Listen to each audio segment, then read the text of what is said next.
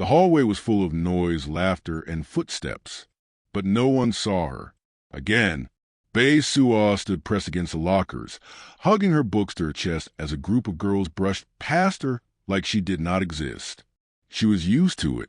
The way her name was always the last one called. The way people's eyes passed right through her. The way they whispered when she walked away. If they noticed her at all. But this time they did. Did you see her bump into Yuna and not even apologize? I bet she thinks being smart makes her special. She's so weird, always hiding in that hoodie like a ghost. A hand shoved her shoulder. Her books fell to the floor. She froze, then crouched to pick them up, heart racing, not from fear, but shame.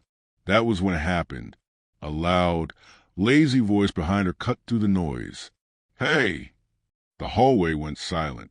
Everyone turned. Soo-ah looked up. Jang Tae-oh was standing there, a lollipop in his mouth. His black hair messy like he just rolled out of bed. His uniform shirt was untucked, and his tie was tied so badly it looked like a joke. But no one laughed, because he was a joke everyone feared.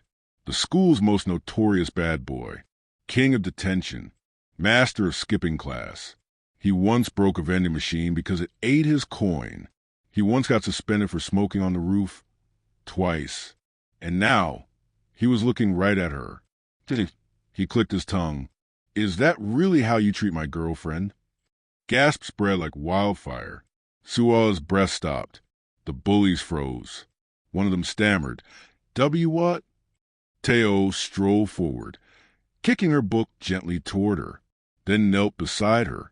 His fingers brushed hers, and he grinned like this was the most fun he had had all week. "Sorry, babe. I'm late. Wanted to walk you to class." She stared at him. What was he doing? He winked.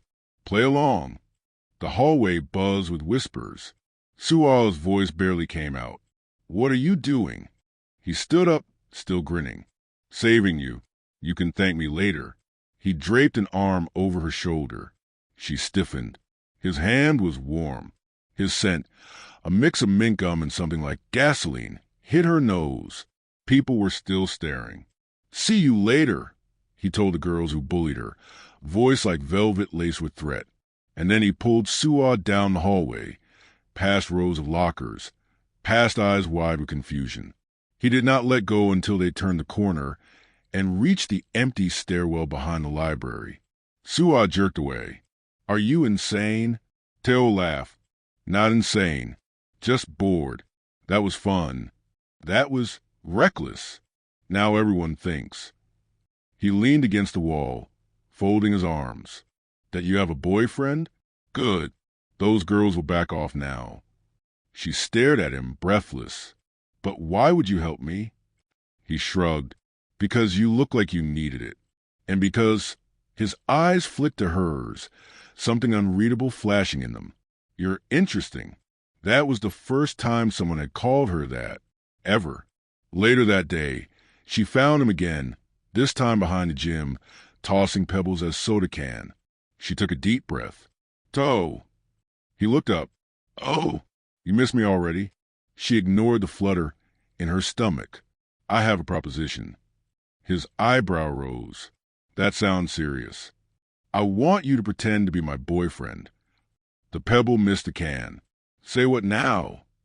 "Just for a month. No kissing. No real stuff. Just pretend. So people leave me alone." He stared at her for a beat, then burst out laughing. "Oh, wow. You really are something else." "I'm serious," she said, standing straighter. "I can pay you. I don't want your money." "Then what do you want?" He tilted his head, smirking. "Fun. Let's see how long you last." She hesitated, then held out her hand. "Deal." He glanced at it, then took her wrist instead and shook it playfully. "Deal." And just like that, Bae Soo-ah had a fake boyfriend. Or so she thought. The next morning, he was already waiting at the school gates. She stopped in her tracks. "You're early." "I was bored," he said, "and I figured you'd try to chicken out." He held out a hair tie. She blinked. What's this? I figured you always wear a bun, so maybe you lose these a lot. She stared at him. Are you trying to be thoughtful? He scoffed. Do not start rumors. They walked to class together. Every step echoed with stares, with whispers behind hands, with open jaws from teachers. By lunch, the entire school knew. Bae Soo-ah is dating Jang Tae-oh. She must be bribing him. Or he lost a bet. Or maybe he's serious? That was when he did it again. He barged into her math class, which he did not attend, walked straight up to her desk, and dropped the juice box in front of her. Apple flavor. I remember you said you hated orange. Her heart skipped. Whispers swirled. She looked up. Tae-oh. He leaned down. This is what couples do, right? Make each other feel seen. Then he left, just as casually as he came. Her hands trembled around the juice box. This was supposed to be fake. But why did her chest feel so tight? After school, they met again behind the gym. We need ground rules, she said. He rolled his eyes. Rules ruin the fun. Exactly why we need them.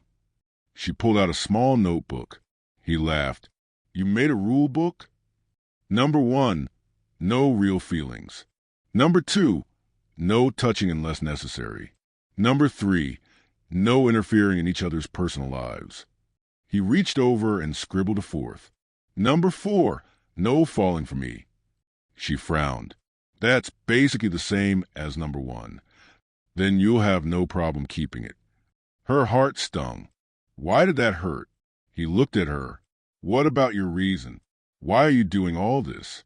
She hesitated, then said quietly, I want people to see me. He paused. Then maybe start by not hiding. She looked away. This is me. And somehow he did not laugh. Instead, he said, okay, then I'll make sure they see this version of you. Their fake relationship began like that. Awkward hallway walks, exaggerated greetings, staged lunchroom moments. But something started to shift. The way his eyes lingered on her when she looked away. The way her hand brushed his sleeve a little too long. And the way her name sounded when he said it, like it mattered. This was just a plan. But it already felt like something else. From the outside, they were chaos and calm, fire and mist. But inside, something strange was happening. 2 weeks into the fake relationship, Jang Tae-oh found himself doing things that made no sense. Like waiting 5 minutes outside her classroom just to walk her to lunch. Like bringing extra snacks, not because she asked, but because he remembered she liked spicy ones. Like noticing her silence, her sighs, her habit of chewing on her pen when she was anxious. None of that was in the rule book. Here, he said one afternoon, tossing a little pack of seaweed onto her desk. She looked up, blinking. Why? You were frowning a lot today. I figure food helps. She tilted her head. You've been watching me. He looked away. You're hard to miss now. Her cheeks flushed, and she did not know it yet. But from that moment, something inside her shifted too. She started waiting for his lazy grin in the morning, started listening for his laugh in the hallways, started adjusting her hoodie less, because with him, she felt like she could breathe. That day, in the school garden, they sat on the bench near the koi pond, reviewing the couple rules notebook she still carried. All right, Soo-ah said, let's revise the rules. He groaned. Again? Yes, we've already broken at least 3. He snatched the notebook from her hands. Let's see. No touching unless necessary. Broken. No personal gifts. Broken. No interfering with each other's lives. You bribed my math teacher to let me redo that quiz. He smirked. That was charity. She rolled her eyes. We need new rules. Fine. He pulled out a pen. Rule number 1, you have to text me good night. Her eyes widened. Why? Because I want to know when you stop overthinking. She hesitated. Fine. Then rule number 2, you have to stop skipping class. He gasped dramatically. You're trying to destroy me. I'm trying to make you graduate." Their eyes met. For a moment, it felt like the whole world paused. Then Tae-oh cleared his throat. "Deal." The next week passed in fragments of strange harmony. He walked her to class with his hands in his pockets, but always slowed down when she was carrying heavy books. She started fixing his tie every morning, grumbling about how bad he was at it, but her fingers lingered longer than necessary. Once, it started raining during lunch.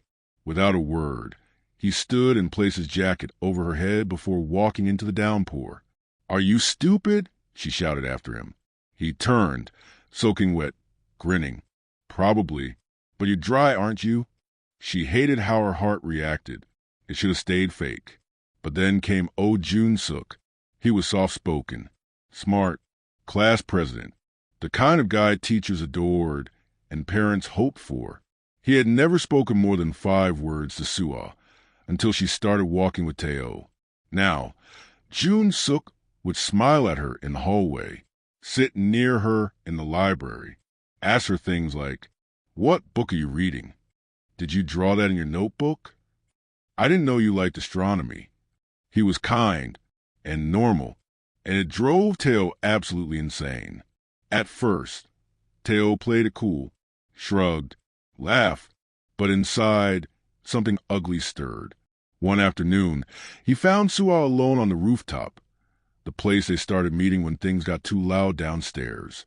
She was sketching the clouds in a small notebook.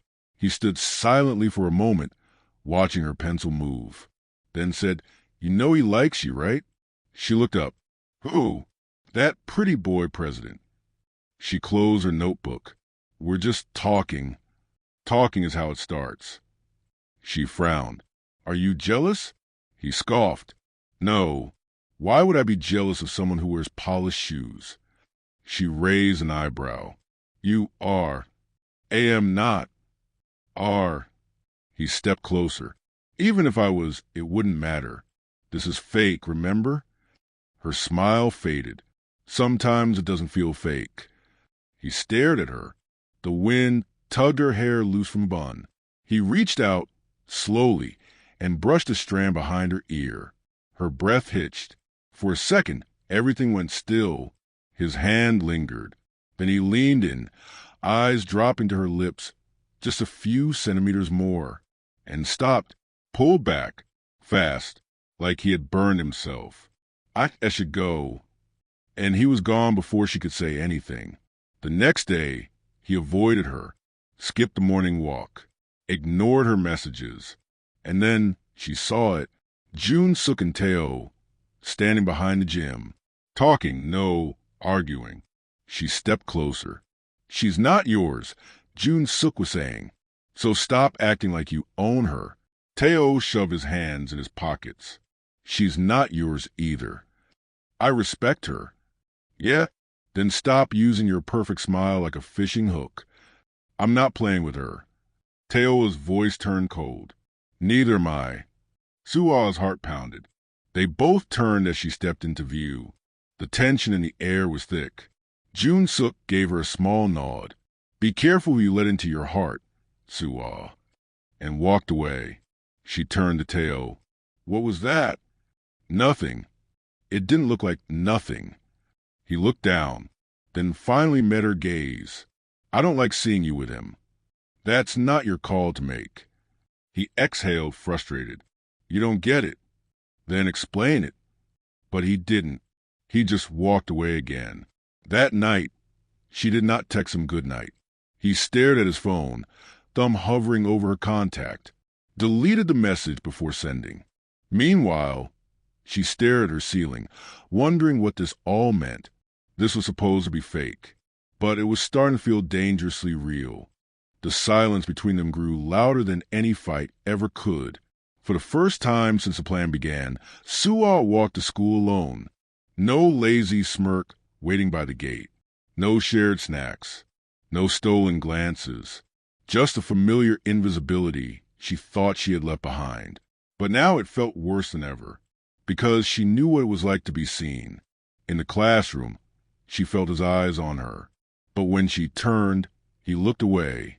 At lunch, He sat with a group of boys from a basketball team, laughing too loudly at jokes that were not funny. She sat alone, pushing rice around her tray. And then June Suk appeared. "Is this seat taken?" She looked up, surprised. "No." He smiled, calm and sincere. "Mind if I join you?" She nodded, and for the first time that week, her heart felt a little less heavy. He made her laugh, really laugh, not the awkward chuckle she gave teachers, not the polite smile she offered strangers, but a genuine, bubbling sound that startled even her. "You have a cute laugh," he said. She blushed. "No, I don't." "You do. You should use it more." Across the cafeteria, Tae-oh's fork snapped in his hand. He stood up abruptly, leaving his tray behind. Soo-ah saw him storm out, but did not follow. Not this time. That afternoon, the school buzzed with an announcement. The spring festival was coming. Clubs would set up booths. Students could perform. Volunteers were needed. June Suk, as class president, was in charge. "I was hoping you'd join the planning committee," he said to Soo-ah after class. "You're organized, and I've seen your sketchbook." She blinked. "How did you?" "You left it in the library once." "I looked through it. Sorry." He smiled. "You're talented." She hesitated. "I'm not used to being noticed." "Well, get used to it," he said gently. "People are finally seeing you, Soo-ah, not because of Tae-oh, but because you let yourself be seen." Her heart wavered. But even as June Suk spoke, a shadow leaned against the doorframe of the classroom. Tae-oh, watching, listening, burning. Later, behind the gym, Soo-ah found him waiting. She stopped a few feet away. "You've been avoiding me." "I've been thinking." She crossed her arms. "About what?" He looked at her, something sharp in his eyes. "About whether this plan is still working." She blinked. "What's that supposed to mean?" He pushed off the wall. "You've got your confidence now. People see you. June Suk sees you. Maybe you don't need me anymore." She stared at him. "Is that what you think?" "I think," he clenched his jaw, "I think I don't like sharing." She took a breath. "It's not real, remember?" "Sharing what?" His eyes darkened. "That's the problem. It stopped feeling fake. At least for me." The words hit her like thunder, but before she could reply, he stepped closer, too close. His hand brushed her waist. He leaned in, eyes locked on hers. Their noses almost touched. "Tell me to stop," he whispered. She couldn't. Her heart raced. His lips hovered over hers. Then he pulled back. Suddenly, harshly. "Forget it," he muttered. "This is messed up." She grabbed his arm. "Why do you always run away?" He turned to her, voice rising. "Because I don't want to care about someone who's going to walk away too." She stepped back, stunned. "You think I'm like everyone else?" He laughed bitterly. "Everyone leaves, Soo-ah. I just leave first." Tears stung her eyes. "Then maybe we should end this." He said nothing. So she did. She walked away. That night it rained. Hard. She stood under the bus stop, clutching her hoodie tighter. Her phone buzzed. "June Suk, I saw what happened. Are you okay?" She stared at the screen, then typed back. "Soo-ah, can we talk?" The next morning, rumors spread like wildfire. Soo-ah was joining the Spring Festival planning team. Soo-ah was seen walking to school with June Suk. Soo-ah and Tae-oh had stopped talking, but none of that prepared Tae-oh for what he saw during lunch. Soo-ah, sitting on the rooftop, laughing, and June Suk was beside her, their heads close together, her hand resting briefly on his arm, a smile he had never seen before. Tae-oh snapped. He marched up the stairs, pushed open the rooftop door, and slammed it shut behind him. They both turned. "What are you doing here?" June Suk asked, standing up. "I could ask you the same thing." Soo-ah stood between them. "Stop it." But Tae-oh's eyes were on June Suk. "You think just because you're polite you deserve her?" "I think she deserves someone who doesn't run every time it gets real." That's rich coming from a guy who only noticed her when everyone else did. Jun-suk stepped forward. At least I notice. Enough! Soo-ah shouted. I'm not a prize to be fought over. They both froze. She looked at Tae-oh, voice shaking. You said this was fake, that you didn't want real feelings. So why are you acting like this? His jaw clenched. Because I lied. Silence. Soo-ah stared at him. Then why did you stop that night? Why didn't you kiss me? Because I was scared. She stepped closer. Of what? Of needing you, he said softly. Of not being enough. Her chest tightened. Jun-suk quietly walked away, leaving them alone. Rain began to fall again. Tae-oh looked up at the gray sky. I ruin everything I care about. She took a shaky breath. Then let me be the first thing you don't. They stood there in the rain, not touching, not speaking, just breathing the same air, hearts heavy with everything unsaid. The storm was not over, but something had cracked open. 3 days. That was how long they stayed apart. 3 days without walking together. 3 days without messages. 3 days of pretending the last few weeks had never happened. But Soo-ah was done pretending. She stood in front of the old vending machine near the back staircase, the one Tae-oh always kicked when it jammed, gripping the little notebook in her hands. Their rule book. She waited. He never came. She opened the notebook and tore the first page out, the one that said Rule 1, no real feelings. She let it fall into the trash, then turned and walked away. The school festival was only a few days away, and she had thrown herself into it with full force. Posters, decorations, sound checks, anything to keep her mind occupied, to keep the ache in her chest from consuming her. But nothing worked, because everywhere she turned, he was there, and not there, his empty seat in detention, the stairs where he used to wait for her, the rooftop that now felt hollow, and the memory of almost kissing him, playing on loop like a cruel dream. That afternoon, as she helped hang fairy lights along the corridor, Jun-suk appeared beside her, holding a roll of tape. You okay? He asked gently. She nodded. He didn't believe her. Did something happen between you and Tae-oh? She looked down. We ended it. He hesitated. Was it ever real? She didn't answer. Instead, she stared at the notebook peeking from her pocket. I thought it wasn't, she finally whispered. But then it hurt too much to be fake. He sighed. If you ever want someone who'll treat you right, Soo-ah, I'm here. Her heart twisted. He was everything she should want. But he wasn't the one who made her laugh when she forgot how. He wasn't the one who saw her before anyone else did. He wasn't the one who broke her heart just by walking away. That night, she stood alone on the rooftop, wind blowing her hoodie's strings into her face. And she said it out loud. I miss you. But Tae-oh was nowhere to be found. What she didn't know was that he was watching her from below, hidden in the shadow of the stairwell, just like always, out of sight, out of reach. He clenched his fists. He had spent the past 3 days convincing himself it was better this way, that if he stayed away, he would stop thinking about her, stop craving her laugh, her stubbornness, her way of seeing the world like it was a puzzle only she could solve. But nothing worked. Not the fights he picked with other students. Not the hours spent sitting in detention with his hood pulled low. Not even skipping school altogether. She was everywhere. And nowhere. And he hated how much he missed her. On the morning of the spring festival, the school buzzed with energy. Colorful booths lined the courtyard. Students wore matching club shirts.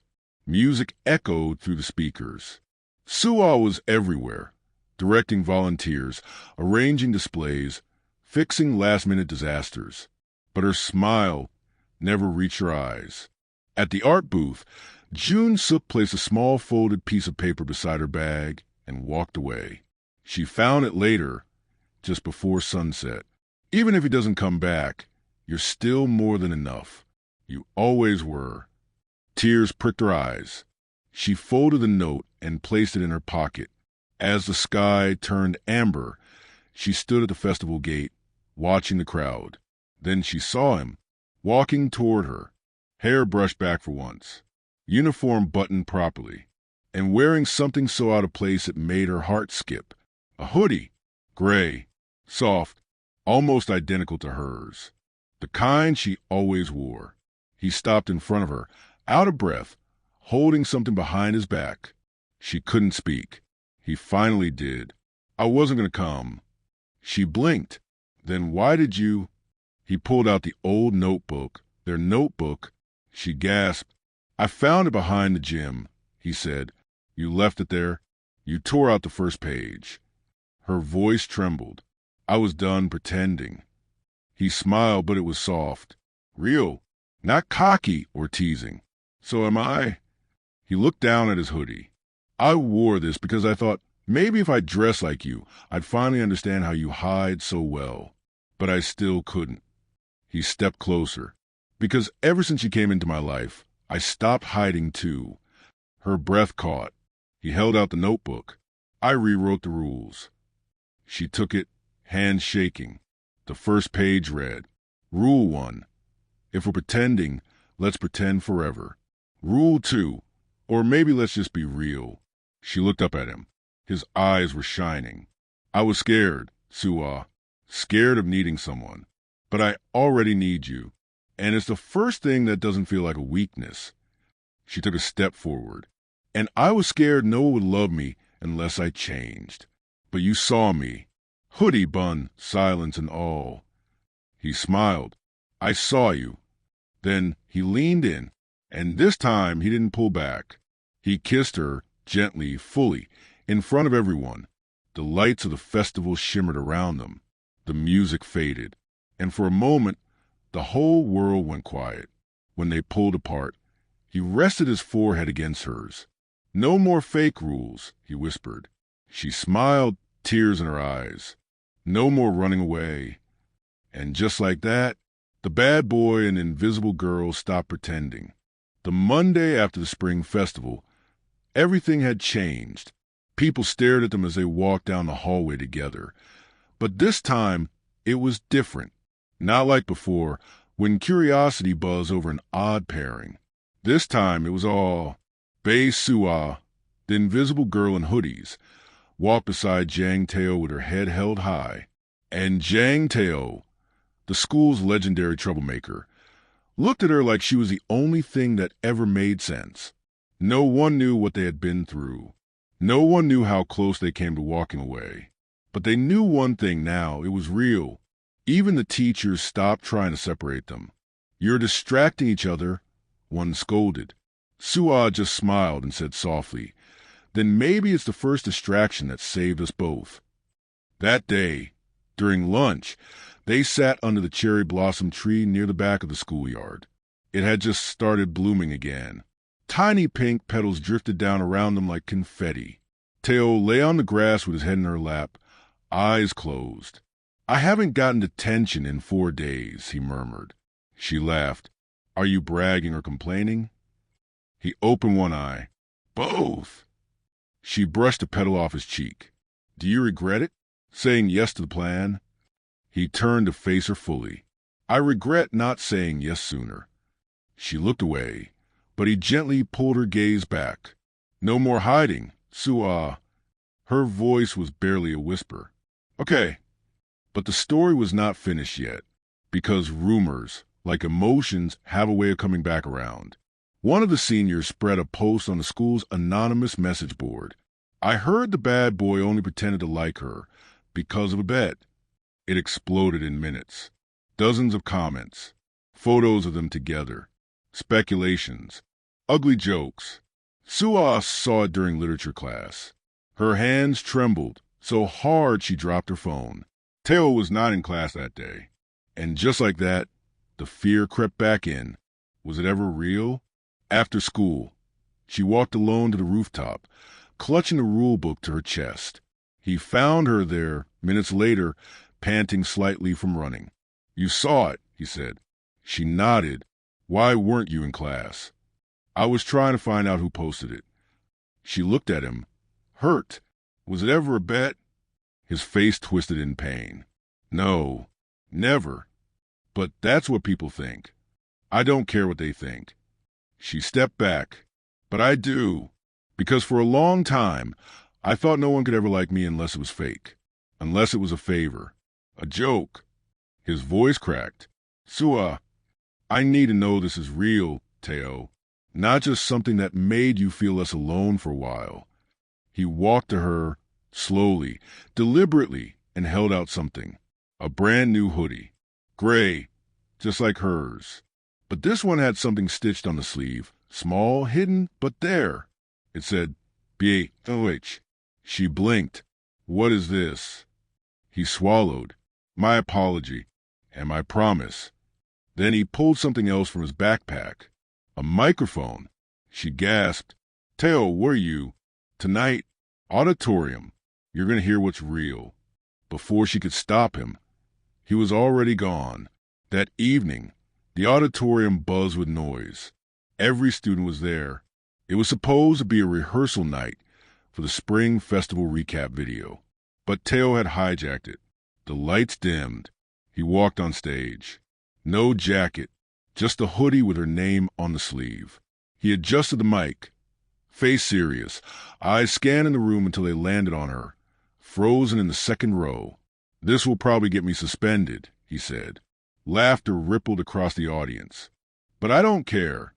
He looked directly at her now, voice shaking, heart open. There's this girl. She wears the same hoodie every day, ties her hair up like she's trying not to be noticed, sits in the back, always has a pen in her sleeve and snacks in her bag for other people, but never eats them herself. People turned. Whispers began. She asked me to pretend. And I said yes because I thought it would be funny. He paused. But it wasn't funny. He looked down. It was terrifying. Then met her eyes again. Because somewhere along the way, I stopped pretending. And I realized I was falling for the bravest girl I'd ever met. Gasp spread.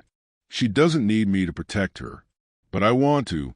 She doesn't need me to notice her. But I do all the time.